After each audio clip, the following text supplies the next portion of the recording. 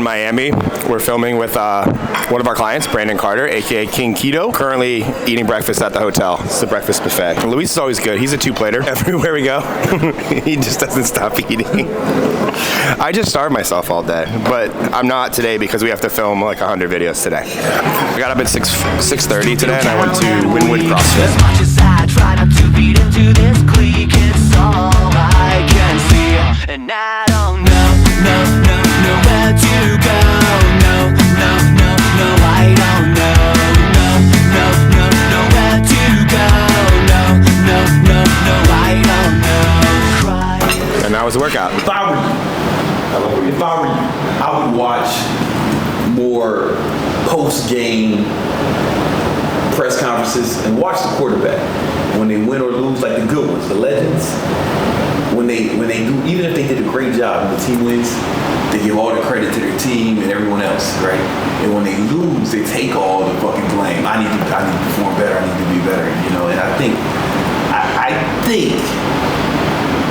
that'd be like helpful for me.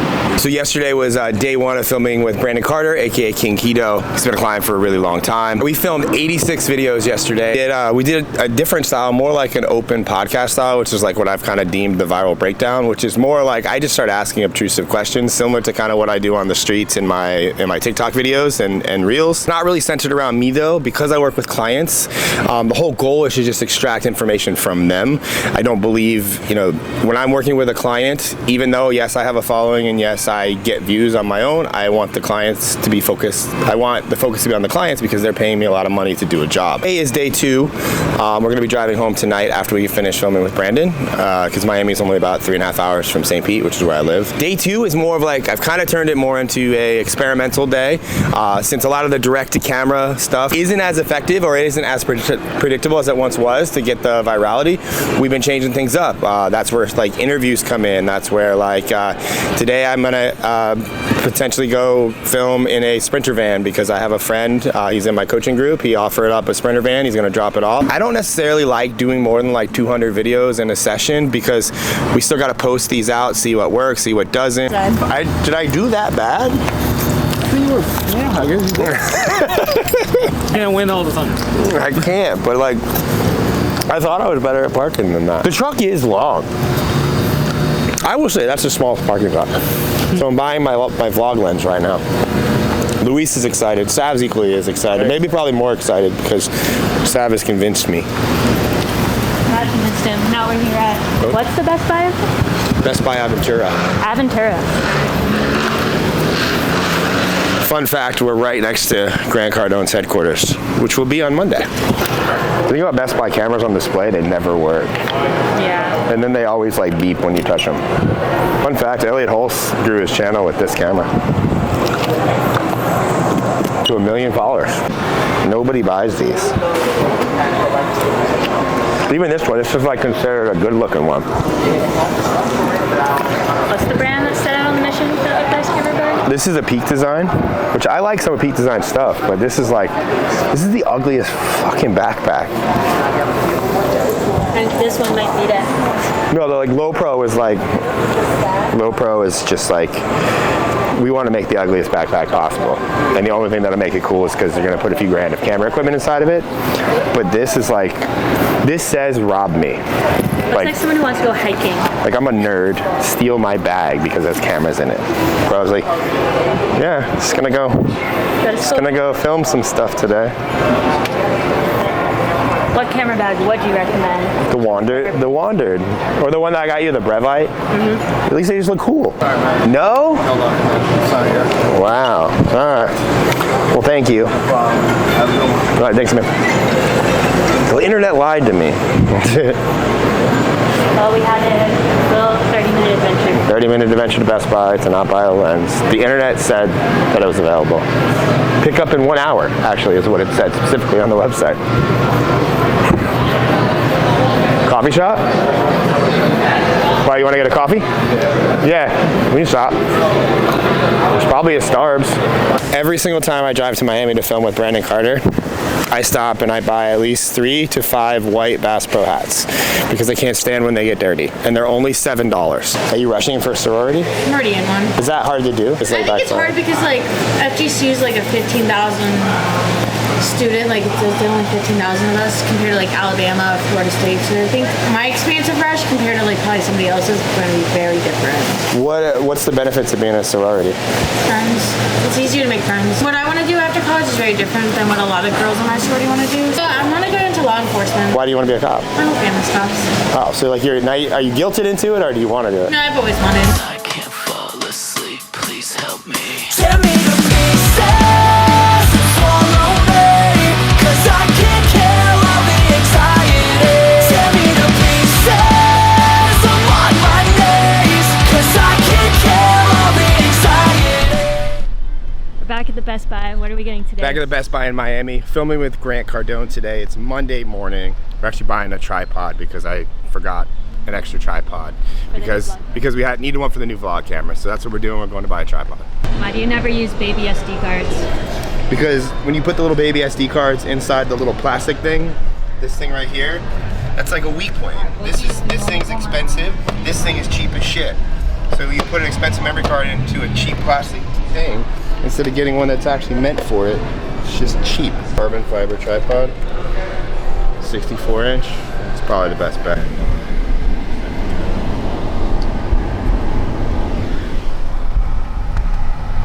Let's see, what were we on? How much money is in your bank account? Oh, today, I get an update every day. Somebody asked me, they said, find out what the minimum tax I can pay. I think I can get down to like 12%. Find out what the lowest tax Based on income? income, yeah. If I make, 14,000. yeah, how much, what are my taxes? I think it's 14,000 and zero. Anything No, like no, that. find out what it is, because that's what I would make every year, okay? Sabrina, this is what I would do. You're rolling, right? Yep, we're rolling. Okay. Can you give me that legal pad though, right there? Somebody grab me that legal pad. No, you don't. You don't need it. So 0 to 11,000 Yeah. is 10%. Yeah. So look, my goal, Sabrina, my goal would be to make as much money as I can, but never show the IRS that I'm making any money. So when you get your first job and you're making 200 grand, your goal is to get that 200 grand to 11,000 bucks. Okay, how do you do that? Okay. Well, because your taxes on this is going to be 1,100. Right? So what I want to do is I want to spend $189,000 or on goods and services that could help me make more money next year, or because I'm never paying the IRS. Okay, You don't want to pay them either. I will never. Okay, they're a terrible organization. Okay, Okay, they do nothing for society. that's what I've heard. They fund wars and they basically finance the Fed. The interest on money printed. Okay, we get nothing for it, okay? So what I'm gonna do right here is I'm gonna go buy a piece of real estate that's worth $400,000 here. Let's say I made 200 grand and I could keep 189,000. I'm gonna take that and go buy a $400,000 piece of real estate that'll give me $189,000 depreciation, and now I only pay taxes on 11,000. And I have a middle finger for the IRS. Sabrina, ask him, so how do I do that? How do I buy that house? Or how do I buy that piece of real estate? So how would you go about buying this piece of real estate? Oh, well, you would take the 189, you would find a great piece of real estate that had income. You would take the 189,000 that you earned, apply it to the 400,000. You would finance $211,000. It'll cash flow, probably make you 12 to 13% a year. You pay no taxes on that. I love it. And you're in the money. And if you do that 1 time, 2 times, 3 times, how old are you? 4 times, 14. 5 times, 6 times, you do that 6 times, you're a millionaire, a multi-millionaire at the age of 20. Dang. Sabrina, ask him, so should I pay the down payment in cash? How do I get the money for the down payment? Yeah, so how do we get the money for the down payment? What you did was you got a job with me. Right. You're making 200 grand a year with me. Okay. Okay? It's gonna be your first job out of college, if you go to college. If I go to college. Okay? You're gonna be making a couple hundred grand a year. I'm just saying, if you make 200 grand a year, you're not gonna spend any money on your lifestyle. You're gonna park all that money into a real estate deal, and you're gonna use it as a down payment to buy an income producing property. So you would pay in cash? No, I would finance that property. Okay. Okay, cool. You could pay cash if you could find a deal for $189,000, but that's a little tough to find today. Pretty cool. Yeah. So your goal is to make $11,000 a year. Your goal is to earn as much money as possible, but only show the IRS 11 grand a year. And how do you And do you got to that? do it legally. How do you do that? Okay, 200. You got to get a good job that pays you a bunch of money. You got to trade a great resource with those people. Okay. Goods and services, help people out, make 200 grand on your own, do it from home, do it with Microsoft, however you do that. And then you want to pull as much of that money out and invest it in an asset that you can write off, which is our real estate that we buy. Okay. You're already getting write-offs right now. You don't even know it. Yes, I am. Okay, and by the way, you are a write-off. Oh no. So this is what I do. This year, we're going to give you a raise this year. Sabrina asked him, said, Dad, how am I a write-off? Okay. How am I a write-off? Well, you're a write-off I'm not because, sure how I feel about that. They're kind of. well, I write you kinda off. shocking. It's I kinda write you off, shocking. but I believe in you. Okay, they're two Okay, different okay, things. okay. Okay, so look, this year I'm going to pay you $60,000. When I pay you $60,000 and I give you a list of things you're going to do for me, Okay. you are now an employee. Right. So if I make, let's say I make, I don't know, $60 million this year. Okay. That's a lot. 60,000 of that. Let's say I make $100,000 this year, and you're my only employee. I would write you off for my 100 grand and only pay taxes on 40,000. You're a write-off, Oh. and you're a good write-off, by the way, and you're a cute write-off. What can I say? Ask him if like any parent can do this. Can any parent do this? Any parent that earns money can do it. Any parent that works for themselves can do it. So any parent, by the way, that worked for another company, I could actually set up an LLC separate from the job that I have, create ABC Company, and we're a landscaping company in the local area, and your job, I'm gonna pay you out of my $100,000 a year, I'm gonna pay you $30,000 a year rather than giving you an allowance. Giving a kid an allowance is not a write-off. Giving a kid a salary for a company we created is a write-off. Now your job would be to go around the local area and promise some kind of landscaping service. And you're probably gonna, some people are gonna say yes, some people are gonna say no. We're gonna bring a little bit of money in, probably gonna lose money in that company, and then I write my taxes down. So 100 grand comes in from my job, 60,000 goes out to you. Okay, I'm not giving you an allowance, I get to write that off, and now my earned income that I'll be taxed on will only be $40,000. So you get to write off your 100 grand. But I earned 100. But how can I write off my 60 grand? Well, you can't write off your 60. I can't write off my No, 60. you're not going to be able to because you're just There's an no employee. way. But so then how? Now you would have to take that 60,000, go invest that 60,000 in a piece of real estate, throw it in Cardone Capital, and you're going to probably be able to write off 30,000 of your 60,000, but you won't be able to write it all off. Oh man. So you're a write-off. You became another write-off. I wrote you off, I can write but off I'm still not 30 writing grand? you off.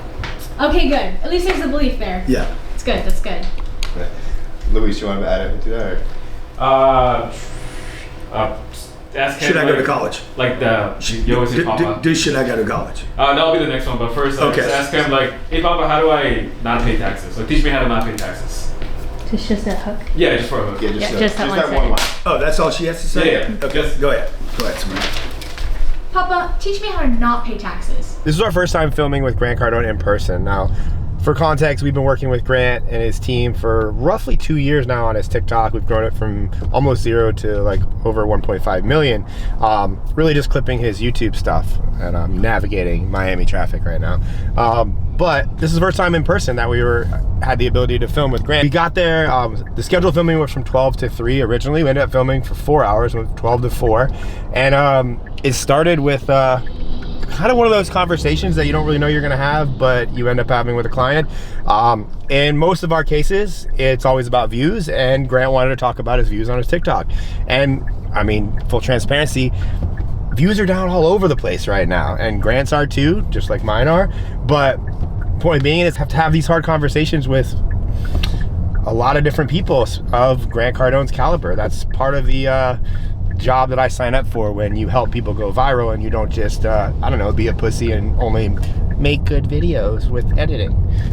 We get growth in my company, and that's why I also came with 2 people. I brought Savannah, she's holding the vlog camera right now, and Luis, and it's our goal to facilitate views because that's what they pay for. And we did that. So again, we filmed for 4 hours. As a bonus, we had Sabrina, which is Grant's oldest daughter, filmed roughly 40 or so videos with her and a mixture of her and Grant, which was also really cool. As well as it then went to straight Grant. I was able to ask him some cool hooks and some cool questions.